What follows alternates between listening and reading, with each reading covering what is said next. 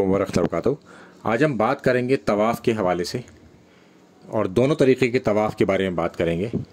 एक एहराम की हालत में जो तवाफ़ किया जाता है वो कैसे किया जाएगा और एक निफली तवाफ़ जो होगा वो कैसे किया जाएगा। तो अल्लाह के रसूल सल्लल्लाहु अलैहि वसल्लम एहराम की हालत में जब तवाफ़ करते तो पहले 3 चक्कर में रमल करते, यानी कि पहलवानों की तरह चलते, जैसे जॉगिंग करते हैं, थोड़ा सा उछल कर लंबे पैर भर कर चलते, और बाद के 2 यानी कि 4 चक्कर वो नॉर्मल तरीके से चलते। और इसमें जो सबसे इंपॉर्टेंट बात है वो ये है कि सीधे कंधे को खोल लेते, सीधे कंधे की बगल में से चादर निकालकर उल्टे बाजू के कंधे पर उसे डाल लेते। तो अब इस तरीके से वो रमल अपना शुरू करते और वो हजरे अस्वद पर जाते और उसका इस्लाम करते, और जब इस्लाम करते तो कहते बिस्मिल्लाह वल्लाहु अकबर। अच्छा, ये 3 तरीके हो सकते हैं। एक के डायरेक्ट आप जाके उसको बोसा दें हजरे अस्वद को, ये मुमकिन नहीं है। दूसरा, अपनी किसी चीज़ से उसे छुएं और फिर उसको बोसा दें, ये भी शायद बहुत कम मुमकिन हो पाता है। और दूर से भी सलाम कर सकते हैं आप, और इस सलाम का तरीक़ा यह होगा कि सीधे हाथ को उठाएंगे, आप कहेंगे बिस्मिल्लाह वल्लाहु अकबर और हाथ का बोसा नहीं लेंगे और अपना तवाफ़ वहाँ से शुरू कर देंगे, स्टार्ट। और आप अगर एहराम की हालत में तो रमल करेंगे, वो मैंने बता दिया कि सीधा कंधा खुला रहेगा और उल्टे कंधे पर वो चादर होगी बगल के नीचे से निकली हुई, यानी कि सीधे कंधे की बगल के नीचे से निकली हुई चादर उल्टे कंधे के ऊपर होगी हमारे। और हम जब तवाफ़ करना शुरू करेंगे तो हमारा उल्टा कंधा काबे की तरफ होगा, वहाँ से हम तवाफ़ करना शुरू करेंगे। हजरे अस्वद से हजरे अस्वद तक 1 चक्कर होगा। तो इसमें हमें करना है रमल पहले 3 चक्कर में, उसी तरीके से चलना है। अब इसके आगे चलते हैं। इसमें आपको दूसरी हदीस मिल जाती है कि रुकने यमानी से लेके हजरे अस्वद तक अल्लाह के रसूल सल्लल्लाहु अलैहि वसल्लम पहले 3 चक्कर में नॉर्मल चलते, आम चाल की तरह। तो अगर कोई शख्स चाहे तो हजरे अस्वद से हजरे अस्वद तक रमल कर सकता है, और कोई चाहे कि चौथे कोने से यानी कि रुकने यमानी से लेके पहले कोने तक यानी कि हजरे अस्वद वाले कोने तक वो नॉर्मल भी चल सकता है। ठीक है, तो ये 2 बातें हो गई। अब आपका इख्तियार है इसमें। अब हम इसके आगे चलते हैं कि अल्लाह के रसूल सल्लल्लाहु अलैहि वसल्लम हर चक्कर में हजरे अस्वद को बोसा देते, हर चक्कर में, यानी कि हर चक्कर के आखिर में। एक बार शुरू में हो गया, अब हर चक्कर के आखिर में होगा।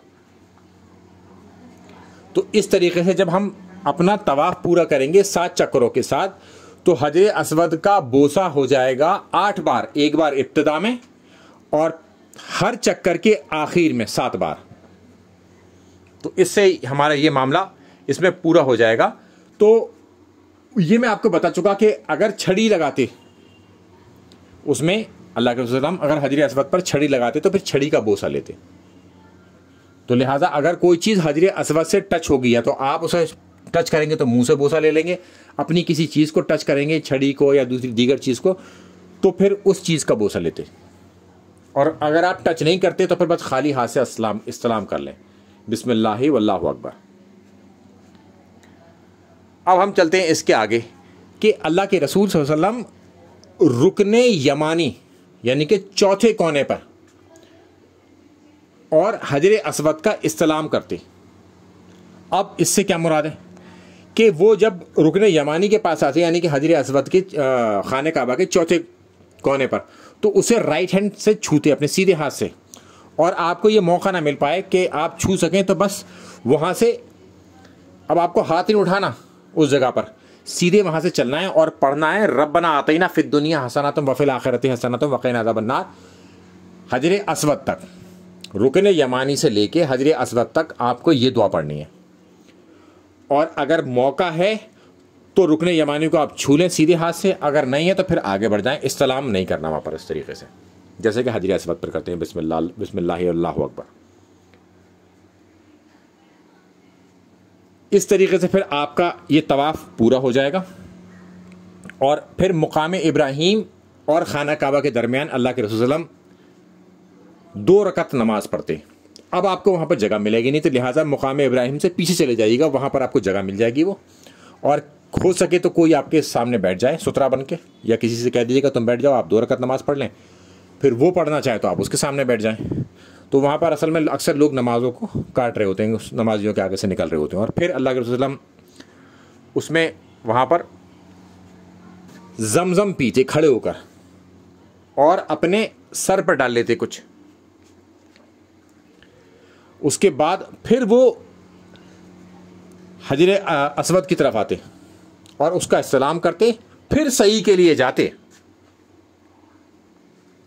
तो ये है मुकम्मल तरीक़ा उम्रे का या हज का, जब आप एहराम की हालत करेंगे और आप निफली तवाफ़ कर रहे हैं तो आप अपने नॉर्मल कपड़ों में जाएंगे, उल्ट इस्लाम करेंगे हज अस्वद का, एक बार कहेंगे बिस्मिल्लाह अल्लाहु अकबर। 3 तरीक़े वही, अगर आप उसे चूम सकते हैं तो चूमें, या किसी चीज़ से छू सकते हैं तो उसे छू के फिर चूमें, अगर आप दूर हैं तो सीधे हाथ के पास उठाएंगे, उसे चूमेंगे नहीं। फिर उल्टे हाथ की तरफ काबा रहेगा, इस तरह से आप 7 चक्कर लगाएंगे। इसमें रमल नहीं करेंगे, नॉर्मल चाल से आप चलेंगे। रुकने यमानी अगर आ जाए और मौका है छूने का उसके कोने को तो छू लीजिए सीधे हाथ से, वरना आप सीधे वहाँ से निकल जाएंगे, हाथ ऊपर नहीं उठाएंगे। और रुकने यमानी और हजरे अस्वद यानी कि चौथे कोने और पहले कोने के बीच में आप दुआ पढ़ेंगे, रब्बना आतिना फिद दुनिया हसनतन व फिल आखिरति हसनतन व क़िना अज़ाबन्नार। इस तरीके से आप अपने 7 के 7 चक्कर पूरे कर लेंगे और उसके बाद आप 2 रकात नमाज नफिल पढ़ेंगे। फिर आप आब ज़मज़म पिएंगे और अपने सर पर डाल लेंगे। आपका तवाफ़ मुकम्मल हो गया, निफली तवाफ़ भी। अस्सलामु अलैकुम व रहमतुल्लाहि व बरकातहू।